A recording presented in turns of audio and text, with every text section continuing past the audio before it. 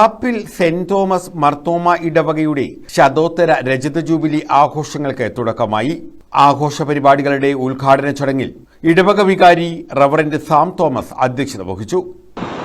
ഇവിടെ ഈ അനുഗ്രഹീതമായ നിമിഷങ്ങൾക്ക് സാക്ഷ്യം വഹിക്കുന്ന എല്ലാവർക്കും ക്രിസ്തുയേശുവിലുള്ള സ്നേഹബന്ധനം ഈ സമയത്ത് അറിയിക്കും. കഴിഞ്ഞ നാളുകളിൽ ദൈവം നമ്മെ നടത്തിയ വിധങ്ങളെയും വഴികളെയും ഓർത്ത് നാം ദൈവത്തോടൊപ്പം ഒന്നുള്ള നാളുകളിൽ മുന്നേറുന്നതിനുള്ള ഒരു അവസരമാണ് ഏത് സമയത്തുള്ള ജൂബിലി ആഘോഷങ്ങളും വാർഷികങ്ങളും അതിനോട് ചേർന്നുള്ള വ്യത്യസ്തങ്ങളായ പരിപാടികളും എന്നുള്ളത് നമുക്കറിയാം. കർത്താവായ യേശുക്രിസ്തുവിന്റെ ശുശ്രൂഷ നാം പരിശോധിക്കും.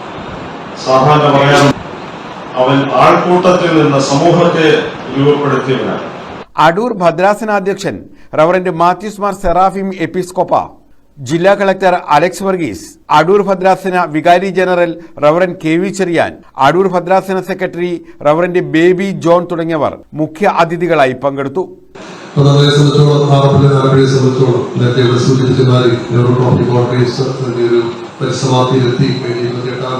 ഓഗസ്റ്റ് മാസം 2-ാം ശനിയാഴ്ച 10-ാം തീയതി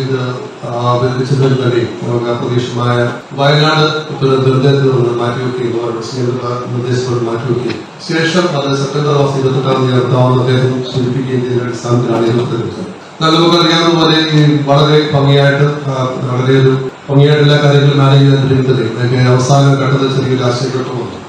Moni Dathos, C Mathew, John Mathew, D K Yesudas, Annie Titus തുടങ്ങിയവർ ആഘോഷ പരിപാടികൾക്ക് നേതൃത്വം നൽകുന്നു. News bureau, Kayamkulam.